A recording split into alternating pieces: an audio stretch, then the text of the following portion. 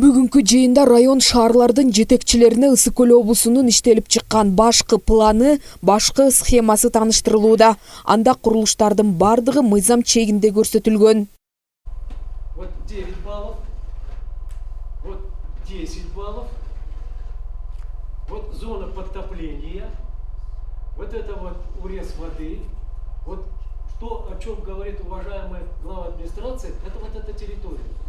В зоне подтопления находится жилье. Кызыл чийинден ашкан ген планга туура келбеген курулуштар Кыргызстандын бардык аймактарында бар. Ошондой эле жер тилкелериндеги мыйзамсыз документ берилген фактылар аныкталууда. Сунуш бергенден кийин мен 3 орундан чыгам. Соттор менен да кеңешебиз. Себеби сотко кайрылып аткандар да бар. Мына кече күнү эле АК пресстен көрдүңүздөр, Талас облусунда кызыл китебин алыптыр. Кайта сот кызыл китепти алып атыптыр да.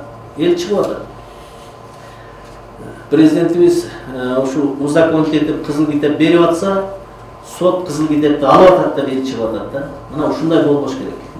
Бир жолу туура чечим алышыбыз керек. Ушул чечим бизде буюрса өйдө жакта комиссиялар чечип берсе, окончательный чечим болуш керек. Облус башчысы Эмилбек Абдыкадыров мыйзамсыз курулуштарга жол бербөө керектигин эскертип, жетекчилерге тапшырмаларды берүүдө. Облус аймагында да экача туура эмес планга кирген курулуштар бар. Алар шаар, район жетекчилери тарабынан айтылды.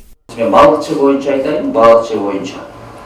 Балыкчыда Жусуп Абдырахмановдун ылдый жагы калыптуу конуштар да, бүтүн калыптуу конуштар.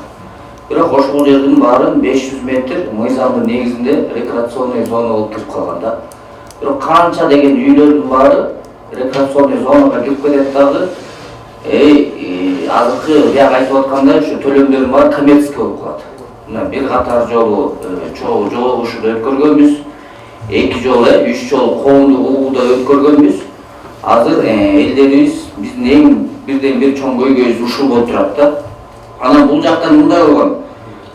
Балык шаардын шаардык кеңеши 2013 жылы 20 декабрда номер 1 токтомдун негизинде зеленый деп жашыл аймак деп кабыл алышканда, ал жакка эч кандай строительство болбосун, үйлөр салынбасын деп ушул ген пландын негизинде чечилмейинче деп. Бирок алар ссылканы эмеге кылып атышат? Кыргыз Республикасынын 2004 жылдын 13 августунда номер 115 Ысык Көл экологиялык, экономикалык тутумун өнүктүрүү жөнүндө мыйзамдын негизинде эртеңки күнү мунун баардыгы бар жазып атат да, жергиликтүү бийлик кайра ушул жерлерди тазалоо, бошотуу боюнча иш алып барсын деп. Бизге проблема болуп атты бардачы. Жи болуп кетет, мына биз канча ай деп көтү да ушуну жагышкан. Много таких. Мукунду да ушундай бар, ушул балшыдай деп да. Ушуну айтайын. Мне к вам такой вопрос, я тоже хотел этот вопрос задать. Хорошо, что они задали.